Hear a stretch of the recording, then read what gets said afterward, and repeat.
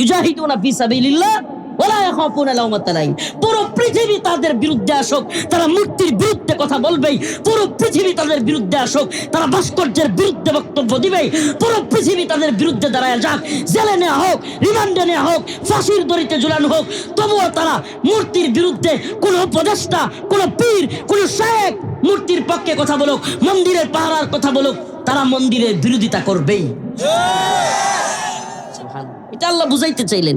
ওই যে বলছিলাম না কিছুদিন আগে, ঈমান আনছি কি মূর্তির পাহারা দেওয়ার জন্য নাকি?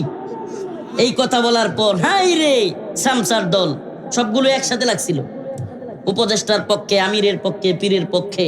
কি অবস্থা কয়েকদিন পরে আল্লাহ পাক বলেছে আমিরের কথা, পীরের কথা নাকি আল্লাহর কথা? আল্লাহ বলেছে ওয়ালান তারদা আনকাল ইয়াহুদ ওয়ালান নাসারা হাত্তা তাত্তাবিআ মিল্লাতাহুম। এরা তোমাদের বন্ধু হবে না, এরা তোমাদের প্রতি রাজি খুশি হবে না। ইয়া আইয়ুহাল্লাযীনা আমানু লা তাত্তাখিযুল ইয়াহুদ ওয়ান নাসারা আউলিয়া। বন্ধু বানায়ও না ইহুদি খ্রিস্টান মুশরিকদেরকে। আল্লাহ বলেন লাতাজিদান্না আশাদ্দান নাস আদাওয়াতাল লিল্লাযীনা আমানুল ইয়াহুদ ওয়াল্লাযীনা আশরাকু। ঈমানদারদের সবচেয়ে কঠিন শত্রু ইহুদি এবং মুশরিকরা। আল্লাহ বলেন ইন্নামাল মুশরিকুনা নাজাস, মুশরিকরা হলো নাপাকি। আল্লাহর কথাগুলো মাইনাস কইরা মন্দির পাহারা দিতে গেছিলা, এখন বুঝো হিন্দুরা বাংলাদেশে কি করতেছে। এখন যখন দেখছে কিরে আমাদের ভাইদেরকে জবাই করতেছে, দেশের বিরুদ্ধে ষড়যন্ত্র করতেছে, দেশ দখলের প্ল্যান করতেছে সনাতন হিন্দু ধর্মাবলম্বীরা, তখন সব কয় রফিক যা কইছিল তাই ঠিক। রফিক যা বলছিল তাই ঠিক না, আল্লাহ যা বলছিল তাই ঠিক। আগেও ঠিক ছিল, আছে। শায়েকের কথা, পীরের কথা, উপদেষ্টার কথা, রফিকের কথা, সবার কথা মিথ্যা হইতে পারে, আমার আপনার রবের কথা মিথ্যা নয়। মালিক বলেছেন এরা আমাদের বন্ধু না। আপনি জোর কইরা গিয়া মন্দিরের দারোয়ানগিরি করতে গেছিলেন, দারোয়ানগিরি করতে গিয়া কি পাইলেন? লাশ। দারোয়ানগিরি করতে গিয়া কি পাইলেন? দেশ দখলের হুমকি। এমনকি এখনো হুমকি তুমকি শেষ নাই। শোনা যাচ্ছে লক্ষ লক্ষ লক্ষ লক্ষ সৈন্য ভারতীয় সীমান্তে পাহারা দেওয়ার জন্য তৈরি হয়ে যাচ্ছে। নাউজুবিল্লাহ। তাইলে কি পাইলাম আমরা? এই জন্য আল্লাহর কথার সামনে মাথা নত করা, এটাই মুমিনের সিফাত। সুবহানাল্লাহ। সবচেয়ে বড় সিফাত কি? আল্লাহর কথার সামনে মাথা নত করা। একবার আল্লাহ বলছেন ক্বালু সামি'না ওয়া আতা'না। মুমিনের সবচেয়ে উত্তম গুণাবলী হলো তারা যখন কোনো কিছু আল্লাহর পক্ষ থেকে শুনে তারা বলে সামি'না ওয়া আতা'না, শুনলাম এবং মানলাম। সুবহানাল্লাহ। কি বলে? এই দুইটা কথা বলে। কি বলে?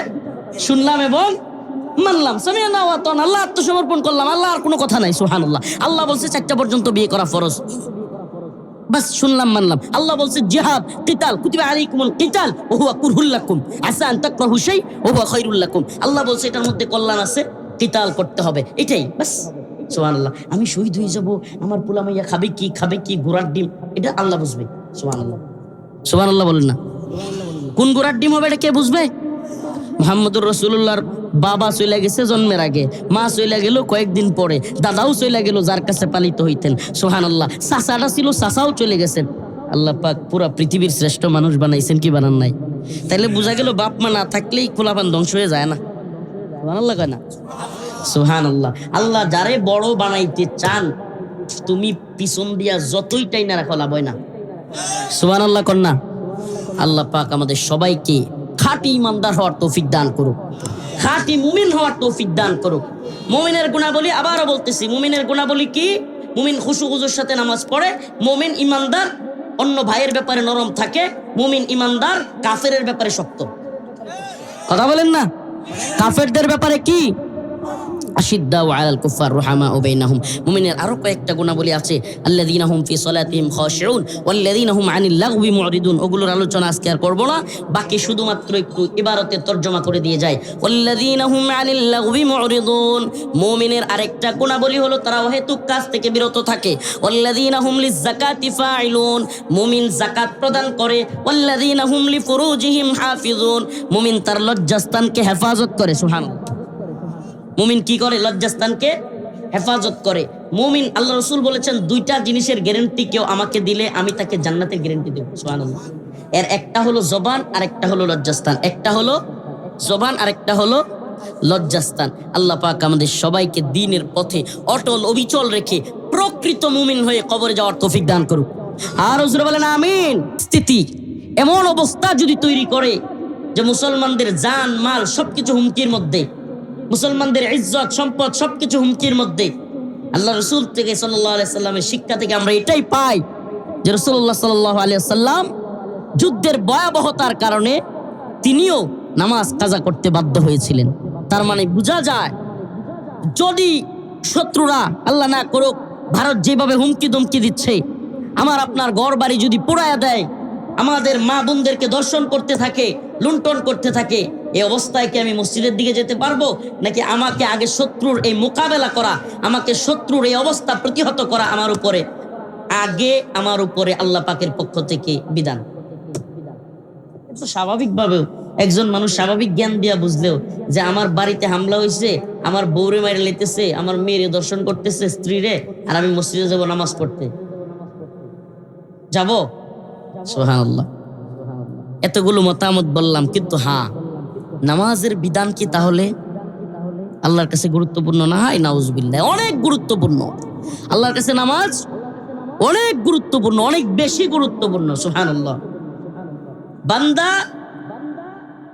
এমন কোন মাধ্যম নাই যেটা দিয়ে তার রবের খুব কাছাকাছি যেতে পারে, এর একটাই মাধ্যম, সুবহানাল্লাহ, সেটা হলো নামাজ, সিজদা। আল্লাহকে সিজদা দেওয়ার মাধ্যমেই বান্দা খুব কাছাকাছি যেতে পারে। অতএব আমি বলবো, প্রিয় ভাইরা আমার, বন্ধুগণ আমার, ছোট্ট থেকে ছোট্ট জিনিস নিয়ে ছিদ্রান্বেষণ করা, এটা আমাদের কাজ হইতে পারে না। ছোট্ট থেকে ছোট্ট জিনিস নিয়ে কি করা?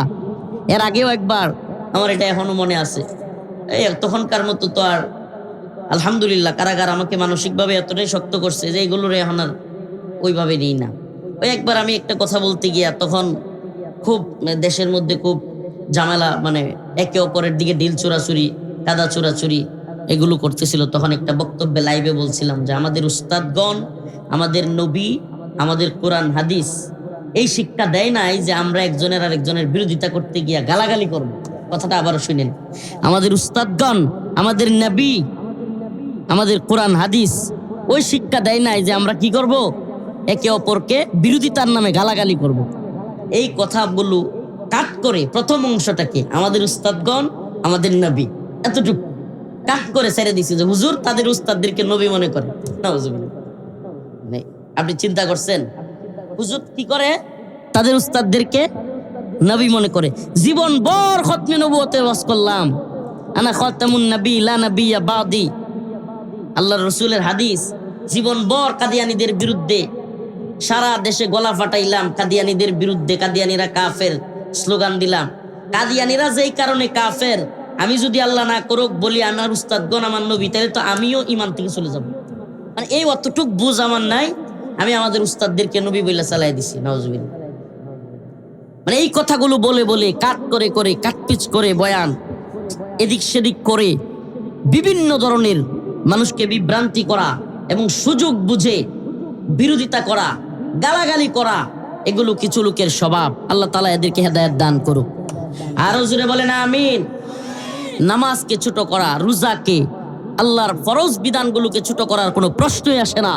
কিন্তু আল্লাহ পাক যেটা বলেছেন, রাসূল সাল্লাল্লাহু আলাইহি সাল্লাম তার জিন্দেগিতে যেটা করেছেন, এবং হাদিসের মধ্যে ইমামদের মতামতে আমরা যেটা পাই যে মুসলিম ভূমি প্রতিরক্ষা ঈমান আনার পর মুসলমানের জন্য সবচাইতে গুরুত্বপূর্ণ বিষয়। আবারও বলছি, মুসলিম ভূমির প্রতিরক্ষা ঈমান আনার পর একজন মুসলমানের সবচাইতে বেশি জরুরি। মুসলিম ভূমিতে আক্রমণ হওয়ার পর অন্য সব কিছু এগুলোর চাইতে তার জন্য জরুরি হলো ভূমি প্রতিরক্ষা। মসজিদে যদি ভাঙ্গা ফেলে কাফেররা আক্রমণ করে, নামাজ কোথায় পড়বো? মসজিদে যদি আক্রমণ করে বসে, নামাজ কোথায় পড়বো? আগে তো ওকে ফিরাইতে হবে, ঠিক কি ঠিক না? আগে ওদেরকে, যে হাত আমাদের মসজিদে আঘাত করতে আসে, সেই হাত ভাঙ্গা না দিয়া আগে নামাজ পড়তে দাঁড়াইলে আমরা সহ ফিরে ফেলবে কিনা? আমি মনে হয় বুঝাইতে পারতেছি না, বুঝতেছেন বিষয়টা? যে হাতে আমার মসজিদে আগুন দিতে আসতেছে, আমি কি আগে সেই হাত ভাঙবো নাকি নামাজ পড়তে থাকবো আমারে সহ পুরাই ফেলবে? সাধারণ যুক্তি বলেন, কোরআন বলেন, সুন্নাহ বলেন, অবশ্যই আগে তাকে প্রতিহত করতে হবে। আল্লাহর রাসূলের শিক্ষা এটা, সাহাবায়ে কেরামের শিক্ষা এটা। قد أفلح المؤمنون الذين هم في صلاتهم خاشعون والذين هم عن اللغو معرضون والذين هم للزكاة فاعلون والذين هم لفروجهم حافظون। আল্লাহ রাব্বুল আলামিন বলেন, মুমিনরা সফল কাম হয়েছে। আল্লাযীনা হুম ফি সালাতিহিম খাশিউন, যারা নামাজ পড়েছে, যারা খুশু খুজুর সাথে বিনয়ের সাথে নামাজ পড়েছে। বিনয় কাকে বলে? আল্লাহর জন্য, একমাত্র আল্লাহর জন্য। আব্দুল্লাহ ইবনে আব্বাস রাদিয়াল্লাহু আনহু বলেন, একমাত্র আল্লাহর জন্য একাগ্র চিত্তে একনিষ্ঠভাবে আল্লাহকেই রাজি খুশি করবার জন্য যে সিজদা করা হয়, যে নামাজ পড়া হয়, সেটাকে বলে খুশু খুজুর নামাজ। সুবহানাল্লাহি ওয়া বিহামদিহি। আমাদের নামাজ হবে কার জন্য? চিৎকার করে বলেন, কার জন্য? আমাদের নামাজ, আমাদের কুরবানি, আমাদের হায়াত, আমাদের মৃত্যু কার জন্য?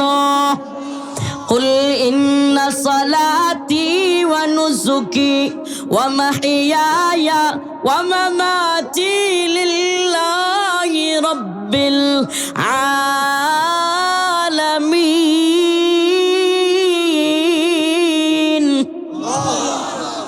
আমাদের নামাজ, আমাদের কুরবানি, আমাদের হায়াত, আমাদের মৃত্যু কার জন্য? আর জোরে বলেন, কার জন্য? সুবহানাল্লাহি ওয়া বিহামদিহি। আমাদের সব কিছু হবে মালিকের জন্য। আল্লাহ পাক বলেছেন মুমিনের সিফাত বলতে গিয়া, ইউহিব্বুহুম ওয়া ইউহিব্বুনা, আযিল্লাতিন আলাল মুমিনিন আ'ইজ্জাতিন আলাল কাফিরিন, ইউজাহিদুনা ফি সাবিলিল্লাহ ওয়ালা ইয়াখাফুনা লাওমাতা লাইম। সুবহানাল্লাহ, সুবহানাল্লাহ। আল্লাহ পাক যেন মুজাহিদদের, মুমিনদের পক্ষ নেওয়ার জন্যই এই শব্দটা বললেন, ওয়ালা ইয়াখাফুনা লাওমাতা লাইম। তারা নিন্দুকদের নিন্দার পরোয়া করেন। ওয়ামাল হায়াতুদ দুনিয়া ইল্লা মাতাউল গুরুর। আল্লাহ রাব্বুল আলামিন বলেন, যে ব্যক্তি জাহান্নামের আগুন থেকে মুক্তি পেল এবং জান্নাতের মধ্যে প্রবেশ করতে পারল, সুবহানাল্লাহ, ফামান যুহজিহা আনিন নার ওয়া উদখিলাল জান্নাহ, যে ব্যক্তি জাহান্নামের আগুন থেকে মুক্তি পাইল এবং জান্নাতে প্রবেশ করতে পারল, ফাকাদ ফাজ, সেই হলো সফল। তার মানে মুমিন দুনিয়াতে সফল না ব্যর্থ এটা বলতেই পারবেন। মুমিন তার জীবনে, তার লাইফে, তার চলার পথে দুনিয়া থেকে কবর পর্যন্ত যে কতদিন হায়াত পেয়েছে, এই হায়াতের ভিতরে সে কি সফল মানুষ নাকি ব্যর্থ মানুষ, সেটা নিজে পরীক্ষাও করতে পারবেন। কেন? কারণ পরীক্ষার জায়গা একটাই, মরার পর। পরীক্ষার জায়গা মরার পর। সফল মুমিন, মুমিনের আরো অনেক সিফাত আল্লাহ পাক বর্ণনা করেছেন। ইয়া আইয়ুহাল্লাযীনা আমানু মান ইয়ারতাদ্দা মিনকুম আন দীনিহি ফাসাউফা ইয়াতিল্লাহু বিকওমিন ইউহিব্বুহুম ওয়া ইউহিব্বুনাহু আযিল্লাতিন আলাল মুমিনিন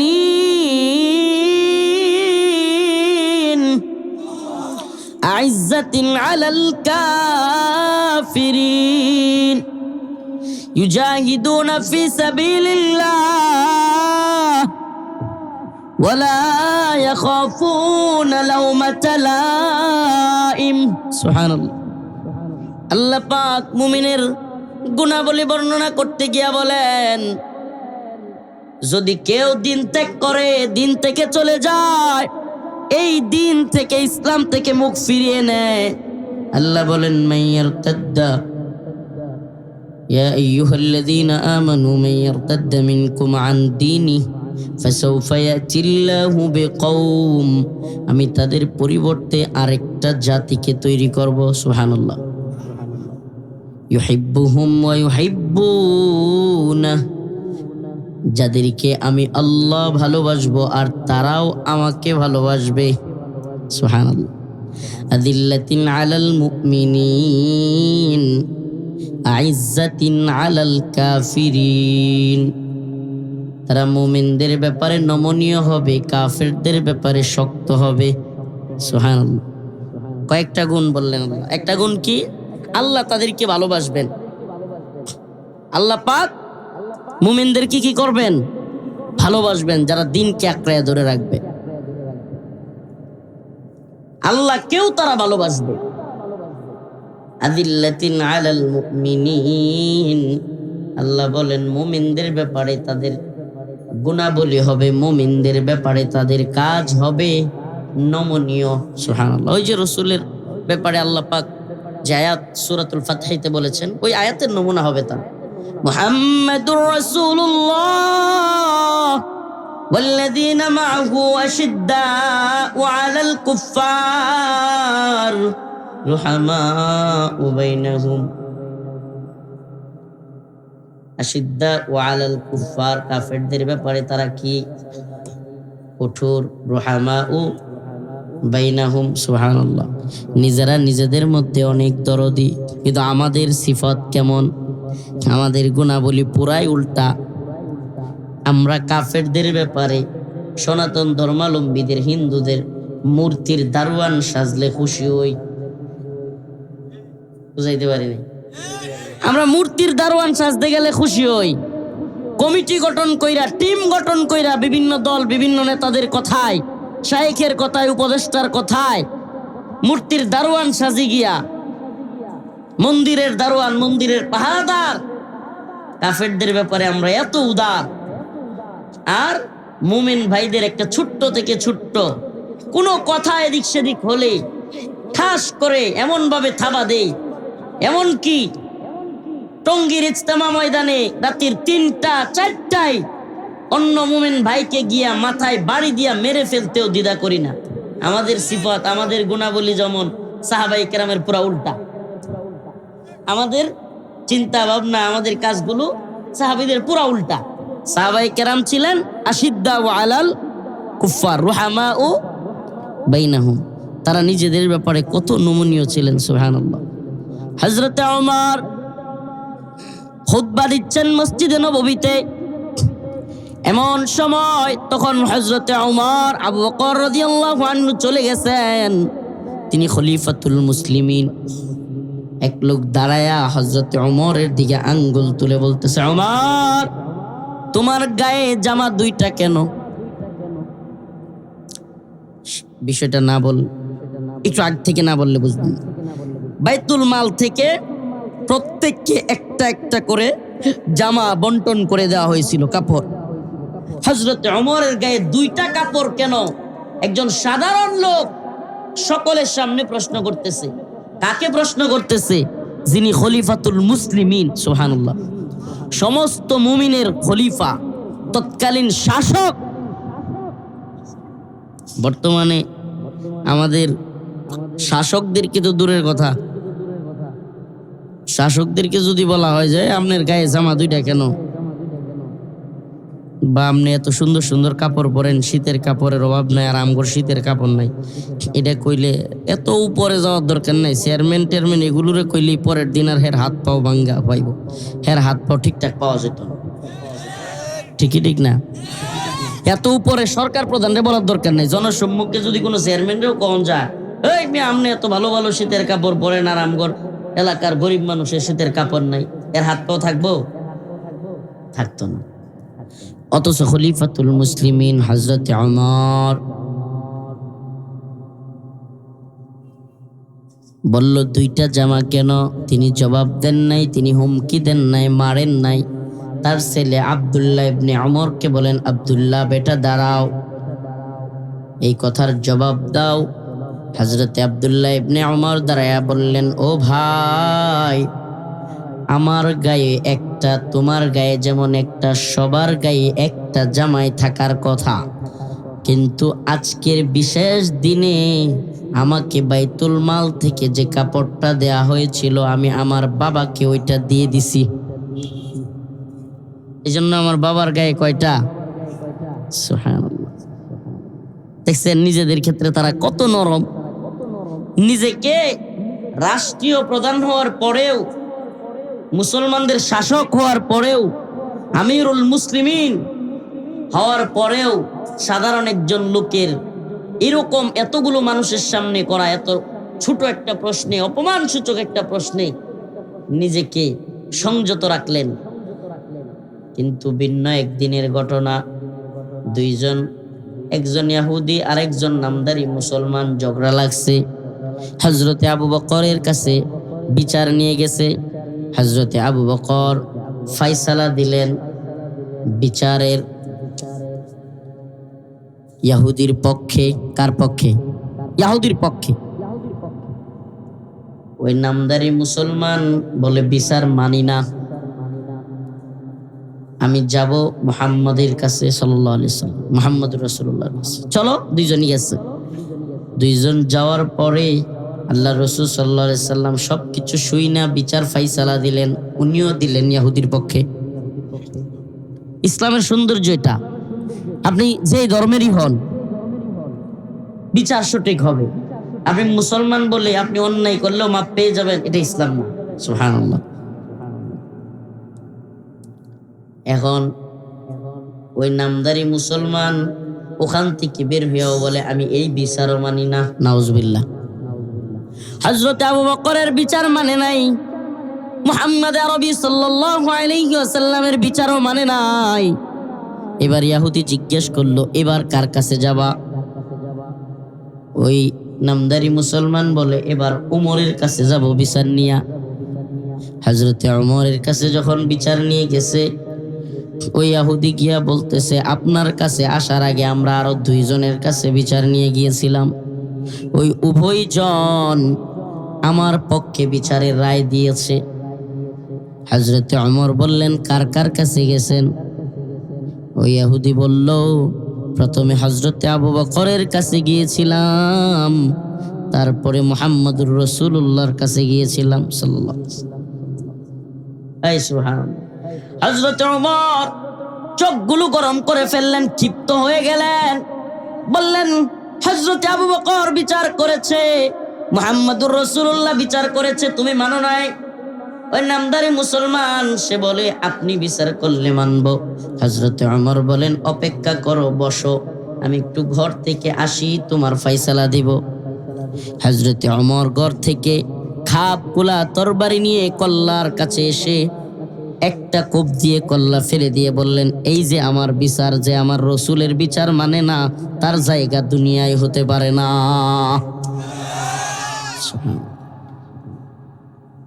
মুমিনদের সিফাত দেখলেননি? এত এত মানুষের সামনে বলা হলো খলিফাতুল মুসলিমিন আপনার গায়ে জামা দুইটা কেন? জবাব দেন নাই, হুমকি দেন নাই, ধমকি দেন নাই, ব্যক্তিগত কারণে আক্রমণ করেন নাই। কিন্তু যখনই রসুলের বিরুদ্ধে কেউ দাঁড়ায় গেছে, রসুলের বিচার ফাইসালা মানে নাই, সাথে সাথে তার তরবারি চলছে। সুবহানাল্লাহ। হযরত আবু বকর রাদিয়াল্লাহু আনহু, যার ব্যাপারে বলা হয় আরহাম উম্মতি বিউম্মতি আবু বকর, সকল খতিবগণ জুমার খুতবা এটা বলে, বলে কি বলে না? এত রহমওয়ালা দরদওয়ালা সাহাবী। একদিন একজন আয়া বলতেছে ইয়া রাসূলুল্লাহ আমারে তো আবু বকরে মারছে।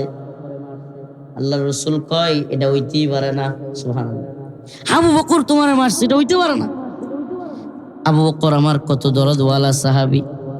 হযরতে আবু বকরকে ডাকলেন, আল্লাহর রাসূল প্রশ্ন করলেন ইয়া আবু বকর, ও কি বলতেছে, ওকে নাকি আপনি মারছেন?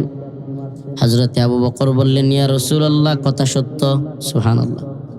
কেন মারছেন? কই যে আমার আল্লাহরে ফকির বইলা গালি দিছে, আল্লাহকে ফকির বলে গালি দিছে, সহ্য করেন নাই, মাইরা বসছেন। হযরতে ওমর আল্লাহর নবীর বিচার মানে নাই, সহ্য করেন নাই, মাইরা বসছেন। কিন্তু নিজেদের জন্য হযরতে আবু বকরের চাইতে নরম কোনো মানুষ নাই। এত নরম মানুষ, এত রহমওয়ালা মানুষ, কিন্তু আল্লাহ এবং তার রাসূলকে নিয়ে সাহাবায়ে কেরাম কিছু বললে সহ্য করতেন না। সুবহানাল্লাহ। মুহাম্মদ বিন মাসলামা রাদিয়াল্লাহু আনহু, আল্লাহর নবী একদিন সাহাবায়ে কেরাম সবাইকে ডাকলেন, হে আমার সাহাবারা, কাব বিন আশরাফ নামে এক ব্যক্তি আমাকে নিয়ে কটূক্তি করে, গালাগাল করে, সে আমার বিরুদ্ধে কবিতা বানায়, তার দুইটা কাজের মহিলা রাখছে, নাউজুবিল্লাহ, নর্তকী রাখছে, তাদেরকে দিয়া আমার বিরুদ্ধে গান গাওয়ায়, আর ওই গানের ভাষায় আমার বিরুদ্ধে গালিগালাজ করে। তোমাদের মধ্যে কে আছো কাব বিন আশরাফকে হত্যা করবে? এত দামরা সাইজের ছিল কাব বিন আশরাফ। হাদিসের ভাষ্য অনুযায়ী আল্লাহ 4-5 জনের বডি একজনের ছিল, এই কাব বিন আশরাফ ইহুদিদের বড় নেতা। মুহাম্মদ বিন মাসলামা দাঁড়ায় গেলেন, ইয়া রাসূলুল্লাহ তুহিব্বু আন তাকতুলাহু, আপনি কি পছন্দ করেন আমি কাব বিন আশরাফ হত্যা করব? রাসূল সাল্লাল্লাহু আলাইহি সাল্লাম বললেন হ্যাঁ। দেখেন না মুমিনের সিফাত, সুবহানাল্লাহ। মুহাম্মদ বিন মাসলামা বলেন, ইয়া রাসূলুল্লাহ আমার একটু অনুমতি দেন, আমি একটু গল্প করব তার সাথে, বানায়া বানায়া গল্প করব, মিল দিব, খাতির খাতির। মারার আগে হের যেহেতু সাইজ এত মোটা, এটারে যুদ্ধ করে মারা কঠিন হইব, কঠিন। সুবহানাল্লাহ। সাহাবায়ে কেরামের সিফাতটা একটু দেখেন না, গুনাগুন মুমিন বান্দা, মুমিনের সিফাত, সুবহানাল্লাহ, কতই না সুন্দর তাদের আচরণ। কিন্তু ওই যে ডাক্তারের মতো, ডাক্তারের ঘটনা শোনেন না, রুগী যখন যায়, ভালো ডাক্তার যারা তারা প্রথমে আসসালামু আলাইকুম, কেমন আছেন ভাই, শরীরটা ভালো, এইভাবে যখন একজন ডাক্তার সুন্দর করে সালাম দিয়ে মুচকি হাসি দেয়, রুগীর শরীর তখনই কিছুটা ভালো লাগে। কিন্তু যখন ডাক্তার শুনে ওই রুগীর শরীরের মধ্যে ক্যান্সার, কথা কন না, ওই রোগীর শরীরে ক্যান্সার, তখন কিন্তু ডাক্তার মুচকি হাসি দেয় না, তখন ডাক্তার ছুরি কাছে যাই লাগে, ক্যান্সার করে গলা কাটা লাগুক আর পেট কাটা লাগুক অপারেশন করে। ঠিক কি ঠিক না? মুমিনের আচরণের ভূমিকাও ডাক্তারের মতো। আমরা যেমন গায়ে হাত দিতে জানি, মাথায় হাত বোলাতে জানি, আমার নবীকে কেউ কটূক্তি করলে, ইসলামের বিরুদ্ধে গেলে, রাসূলের বিরুদ্ধে গেলে, মান সাব্বা নাবিয়ান ফাকতুলু, আল্লাহর নবীকে গালি দিলে তার শাস্তি ওয়াজিবুল কতল, কল্লা থেকে তার গারকে আলাদা করে দেয়া হবে। এটা মুমিনদের সিফাত। মুহাম্মদ বিন মাসলামা রাদিয়াল্লাহু আনহু আল্লাহর নবীর কাছে বললেন, ইয়া রাসূলুল্লাহ আমারে অনুমতি দেন, আমি তার সাথে একটু গল্প করব, বানাইয়া সিনাইয়া গল্প কইরা মিল দিব, কারণ এটা যে ফাড়ার ফুফাড়া, যেই সাইজ এটারে মারুন যেত না, না হইলে। ইয়া রাসূলুল্লাহ আমাকে অনুমতি দেন। আল্লাহ রাসূল বললেন অনুমতি দেয়া হলো। এই কোনো গল্প করতেছি না, হাদিসের কথা, হাদিসের কথা। আল্লাহ রাসূল বললেন অনুমতি দেয়া হলো। মুহাম্মদ বিন মাসলামা চলে গেলেন, যাই প্রথমেই যে টোপটা দিলেন, টোপ মানে মিল দেওয়া লাগবো তো, এর যেই সাইজ হাদিসের ভাষ্য অনুযায়ী আপনার ওই জামানায় আরবে এত স্বাস্থ্যশালী মোটা মানুষ খুব কমই ছিল, এত লম্বা এত স্বাস্থ্য। মুহাম্মদ বিন মাসলামা গিয়া প্রথমেই যে টোপটা দিলেন, যুদ্ধের কৌশল, যুদ্ধে কৌশল অবলম্বন করা কি জায়েজ, যুদ্ধে কৌশল অবলম্বন করা জায়েজ। যুদ্ধে আপনি সব সত্য বইলা প্রতিপক্ষরে জানাইয়া দিয়ে আপনি যুদ্ধ করতে পারবেন না, কৌশল অবলম্বন করতে হবে। মুহাম্মদ বিন মাসলামা রাদিয়াল্লাহু আনহু প্রথমেই গিয়া বললেন, কাব আমরা তো মুহাম্মদ রে নিয়ে বড় জ্বালায় আছি, নাউজুবিল্লাহ, সাদাকা দিতে দিতে, যাকাত দিতে দিতে জীবন শেষ। হ্যাঁ, কাব খুব খুশি হয়েছে, আগেই কইছিলাম না, আগেই কইছিলাম না। কাব খুব খুশি হয়েছে, কাব বিন আশরাফ, আগেই তো বলছিলাম। হ্যাঁ, আমরা তো যাকাত দিতে দিতে আমাদের সব টাকা পয়সা শেষ, একটু মিল দিছে, মিল দিয়া কয় তাইলে আমগরে কিছু সদকা দেও, কি কয় কর্জা দেও, কিছু জিনিস তোমার কাছ থেকে কিছু জিনিসপত্র আমারে দাও। কাব বিন আশরাফ কয় দিতে পারি, কিন্তু কি বন্ধক রাখবা? মুহাম্মদ বিন মাসলামা বললেন, কি বন্ধক রাখতে চাও? কাব বিন আশরাফ কয় তোমার বউরে বন্ধক দিয়া যাও। চিন্তা করছেন কারবারটা? মুহাম্মদ বিন মাসলামা বললেন, তোমার যেই সাইজ আমার বউরে দেয়া যাবে না বন্ধক, বাদ। তাইলে কি দিবা? মুহাম্মদ বিন মাসলামা বললেন, আমি আমার অস্ত্রগুলো, ডাল তলোয়ার গুলো জমা দিতে পারি, এগুলো জমা দিয়ে কিছু নিব, তারপরে আবার এগুলো নিয়ে যাব। কাব বিন আশরাফ রাজি হয়ে গেল। মুহাম্মদ বিন মাসলামা রাদিয়াল্লাহু আনহু তাকে এই কথা বলে বললেন, তুমি যে জিনিস দিবা একলা তো নিতে পারবো না, আরো 2 জন লাগবে। বুঝছেন না বুদ্ধিটা?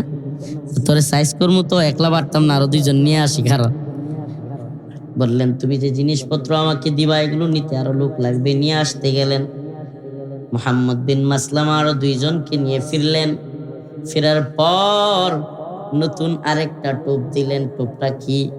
মুহাম্মদ বিন মাসলামা বললেন, কাব তোমার মাথায় কি সুগন্ধি ব্যবহার করেছো? তোমার চুল থেকে এত সুন্দর সুঘ্রাণ আসতেছে। শুনছেন নি ফাম? কাব বিন আশরাফ খুব খুশি হয়ে গেছে। খুশি হয়ে একেবারে গদগদ হয়ে গেছে। এবার মুহাম্মদ বিন মাসলামা বললেন, কাব, তোমার মাথার চুলের গ্রান একটু নেওয়ার জন্য তোমার মাথাটাকে আগায় দিবা? তোমার চুলের গ্রানটা একটু নিতাম, একটু মাথাটা আগায় দাও না। কাব বিন আশরাফ খুব খুশি হয়ে গেছে, এত পাম দিলে কি মানুষ টিকতে পারে? আর মুড়া তাজা মানুষে পাম দিলে আরো ফুলে। কোয়ার সাথে সাথে, বলার সাথে সাথে কাব বিন আশরাফ তার মাথাটা আগায়া দিলেন। মুহাম্মদ বিন মাসলামা আল্লাহু আকবার বলে এইভাবে কল্লাটার মধ্যে পাঞ্জা দিয়া দইরা ওই দুইটারে বললেন, কল্লা বরাবর মার। সুবহানাল্লাহ কন্যা। কাব বিন আশরাফ জমিনের মধ্যে শুয়ে লুটে ফুটে গেলেন। কাব বিন আশরাফের বাহিনী আস্তে আস্তে মুহাম্মদ বিন মাসলামা এবং তার সাথীরা ফুরুত। সুবহানাল্লাহ। কাব বিন আশরাফের বাড়িতে গিয়া কাবকে সাইজ করে চলে আসলেন। ইহুদিদের এত বড় নেতার কল্লা নাই। ইহুদিদের লোকেরা আস্তে আস্তে কাব বিন আশরাফকে রেখে মুহাম্মদ বিন মাসলামা রাদিয়াল্লাহু আনহু তার সাথীদেরকে নিয়ে চলে আসলেন আল্লাহর নবীর কাছে সাল্লাল্লাহু আলাইহি ওয়াসাল্লামকে। যখন এই কাহিনী সুন্দর করে বললেন, আল্লাহর নবী হাসা দিলেন। এমন ভাবে হাসলেন, আল্লাহর নবী হাসতেন মুচকি হাসি, মুচকি হাসতেন। কিন্তু হাদিসের মধ্যে আসছে রাসূলুল্লাহ সাল্লাল্লাহু আলাইহি ওয়াসাল্লাম যে কয়দিন খুশিতে এমন হাসছেন যে তার দাঁত দেখা গেছে, ওনার ওই দিন একদিন কাব বিন আশরাফের হত্যার যে কৌশল মুহাম্মদ বিন মাসলামা রাদিয়াল্লাহু আনহু বলেছেন, আল্লাহর নবী সাল্লাল্লাহু আলাইহি সাল্লাম এমন হাসছেন যে দাঁত দেখা গেছে। এত খুশি হয়েছেন। তার মানে কি? মুমিনের সিফাত হবে কি? আশিদ্দাউ আলাল কুফার রুহামাউ বাইনাহুম। কাফেরদের ব্যাপারে শক্ত আর মুমিনের ব্যাপারে নরম। এক ভাই অপর ভাই, বলেন না টঙ্গীর ইজতিমা ময়দানে যে দুই পক্ষ গেল, আমাদের পক্ষ উলামায়ে কেরামের পক্ষ কিংবা যারা অন্য পক্ষ, সত্যি করে বলবেন উলামায়ে কেরাম আছেন এখানে, আওয়ামরা যারা আছেন, কোন পক্ষকে কি আপনি কাফের বলবেন? বলেন না কাফের বলবেন? তাইলে আল্লাহ পাক বলেছেন, আল্লাহর রাসূল বলেছেন, কোন মুসলমান আরেক মুসলমানের জান, মাল, ইজ্জত, সম্মান, রক্ত সবকিছু হারাম। সবকিছু কি? এক মুসলমান ভাইয়ের জন্য আরেক মুসলমানের জান, মাল, ইজ্জত, সম্মান, রক্ত সব কি? কোন দলিলে আপনি গিয়া আপনার ভাইয়ের মাথায় আঘাত করলেন? এটা কোন দলিল পাইলেন? আপনার শায়েখ যা বলেছে তাই ঠিক, আপনার আমির যা বলেছে তাই ঠিক, আপনার পীর যা বলেছে তাই ঠিক। এই অবস্থান থেকে বের হয়ে আসতে হবে। আমি তো বলি প্রিয় ভাই, মুমিনের সিফাত হবে এটা। ব্যক্তি কোনো ইসলামের দলিল না। আমরা যারা মুমিন, আল্লাহকে ভালোবাসি, আল্লাহর প্রতি ঈমান এনেছি, আল্লাহর রাসূলের প্রতি ঈমান এনেছি, আমাদের অবস্থান হবে এমন, আমি আমার শায়েখকে মানি, আমি আমার বক্তাকে, আমার প্রিয় বক্তা, প্রিয় মুফাসসির, আমার প্রিয় পীর, আমি সবাইকে মানি যদি আল্লাহ এবং তার কোরআন হাদিস অনুযায়ী চলে। ব্যক্তি ইসলামের দলিল না। ব্যক্তি কি না? ইসলামের দলিল না। ইসলামের দলিল কি? কথা কয় না। ইসলামের দলিল কোরআন সুন্নাহ। সুবহানাল্লাহ। কোরআন সুন্নাহ অনুযায়ী যদি কেউ কথা বলে আমি মানি, যেটা কোরআন সুন্নাহর ভিতরে নাই আমি সেটা মানি না। এটা ইসলামের দলিল। এটাই আফলাহাল মুমিনুন। এতক্ষণ কথা বললাম সফল মুমিনদের ব্যাপারে। এবার সফল মুমিনের যেই সিফাতগুলো আল্লাহ বর্ণনা করেছেন সেগুলো বলি। আল্লাযীনা হুম ফি সালাতিহিম খাশিউন, আল্লাযীনা হুম ফি সালাতিহিম খাশিউন। মুমিনের সিফাত হলো, মুমিনের গুণাবলী হলো, মুমিন খুশু খুজুর সাথে, বিনয়ের সাথে নামাজ পড়ে। সুবহানাল্লাহ বলেন না। বিনয়ের সাথে মুমিন কি করে? খুশু খুজুর সাথে একাগ্র চিত্তে মুমিন নামাজ পড়ে। সুবহানাল্লাহ ওয়া বিহামদিহি। প্রিয় ভাইরা আমার, কারাগার থেকে বের হই আমি আগে আমার লাইফে এত বেশি নামাজ নিয়ে আলোচনা করি নাই। কারাগার থেকে বের হওয়ার পরে যেই পরিমাণে নামাজ নিয়ে আলোচনা করছি, অথচ নামাজ ছোটকারী, নাউজুবিল্লাহ, নামাজকে হেয় করা, ছোট করা, এই ধরনের অপবাদ আমাদেরকে দেওয়া হয়। এর চাইতে কষ্টের আর কিছু নাই। নামাজের ব্যাপারে যেই পরিমাণে আলোচনা, আলহামদুলিল্লাহ, প্রোগ্রাম যারা আমার নিয়মিত শুনে বা যায়, বা এই যে ইউটিউবাররা আছে, কি পরিমাণে নামাজের ওয়াজ করি আমি, নামাজের বয়ান, নামাজের আলোচনা করি। রাসূলুল্লাহ সাল্লাল্লাহু আলাইহি সাল্লাম যেখানে সুস্পষ্ট হাদিসে বলেছেন, মান তারাকা সালাতান ওয়াহিদান মুতাআম্মিদান ফাকাদ কাফারা, যে ব্যক্তি ইচ্ছাকৃত নামাজ ছেড়ে দেয় সে ব্যক্তি কুফরি করলো। ইচ্ছাকৃত নামাজ পরিত্যাগ করা কুফর। ইমাম আহমদ ইবনে হাম্বলের মত হলো ইচ্ছাকৃত নামাজ পরিত্যাগকারীর মুসলমানদের কবরে দাফন করা যাবে না, নাউজুবিল্লাহ। আমাদের ইমাম উনিও বলেন যে তাকে কারাগারে আবদ্ধ করা হবে, ইচ্ছাকৃত নামাজ পরিত্যাগকারীকে পিটাইয়া, তারপরে তওবা করার পর যার নামাজ ছাড়বো না তারপরে তাকে ছাড়া হবে। কত কঠোর নামাজের ব্যাপারে। নামাজ বেহেশতের চাবি। আউয়ালু মা ইউহাসাবু বিহিল আবদু ইয়াউমাল কিয়ামাতিস সালাহ, কিয়ামতের দিন সর্বপ্রথম নামাজের হিসাব হবে। নামাজের ফজিলত হাজারো লাখো, কিছু বলার নাই। সফর অবস্থায় নামাজ পড়তে হয়, অসুস্থ অবস্থায় দাঁড়ায় পড়তে না পারলে বৈশা না পড়তে পারলে ইশারায়। নামাজের ছাড়ার তো কোনো সুযোগ নাই। নামাজের এত গুরুত্ব, এত গুরুত্ব, সুবহানাল্লাহি ওয়া বিহামদিহি। আমি একটা আলোচনায় মুসলিম ভূমির প্রতিরক্ষা, এই কথা বুঝাইতে গিয়ে বলেছিলাম যে মুসলিম ভূমি প্রতিরক্ষার জন্য আল্লাহ রাসূল সাল্লাল্লাহু আলাইহি সাল্লাম এমন জিহাদের ময়দানে পরিস্থিতি এতটাই ভয়াবহ হয়েছে যে 4 ওয়াক্ত নামাজ তিনি ছেড়ে দিতে হয়েছে। কয়েকত জিহাদের ময়দানে পরিস্থিতি এতটাই ভয়াবহ। আমাকে বলেন, আপনার বাড়িতে কেউ আক্রমণ করেছে, আপনার এলাকা সব পুরাইয়া দিচ্ছে, আপনার সন্তানদেরকে মেরে ফেলছে, এই মুহূর্তে আপনার নামাজের সুযোগ আছে? কথা বলেন না, নামাজের সুযোগ নেই। জিহাদ যখন এমন পর্যায়ে চলে যায়, দিফা না করলে, প্রতিহত না করলে মুসলমানদের ভয়াবহ ক্ষতি হবে, ওই পর্যায়ে আল্লাহ রাসূল সাল্লাল্লাহু আলাইহি ওয়াসাল্লামের শিক্ষা হলো এবং অনেক ইমামদের মতামত হলো যে ওই সময় ভূমিকে প্রতিহত করাই হলো সবচাইতে উত্তম। সুবহানাল্লাহ। মুসলিম ভূমির প্রতিরক্ষা গুরুত্ব, মুসলিম ভূমির প্রতিরক্ষার গুরুত্ব। আমি আপনাদেরকে 2টা মতামত শোনাই।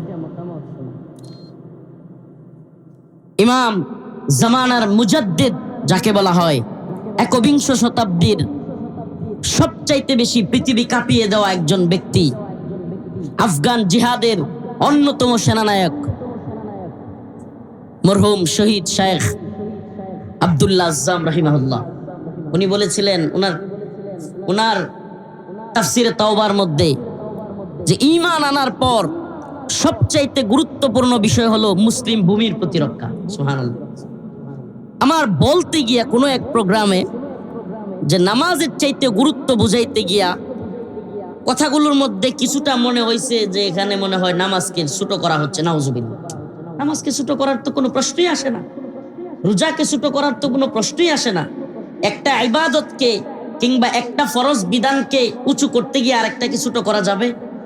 এটা ছোট করার বিষয় না, বরং জিহাদের তীব্রতা, কাফেরদের আক্রমণের ভয়াবহতা রাসূলের উপরে এমন পর্যায়ে ছিল যে রাসূলুল্লাহ সাল্লাল্লাহু আলাইহি ওয়াসাল্লাম, উলামায়ে কেরাম এখানে আছেন, খন্দকের যুদ্ধে কাফেরদের আক্রমণে মুসলমানদেরকে ওই আক্রমণ থেকে প্রতিহত করতে গিয়া নামাজ পর্যন্ত কাজা করতে হয়েছে। এমনকি পরবর্তীতে রাসূলুল্লাহ সাল্লাল্লাহু আলাইহি ওয়াসাল্লাম কাফেরদের ব্যাপারে বদদুয়া করেছিলেন যে তোদের কারণে আজকে আমার নামাজ কাজা করতে হইল। প্রিয় হাজিরিন, প্রিয় উপস্থিতি,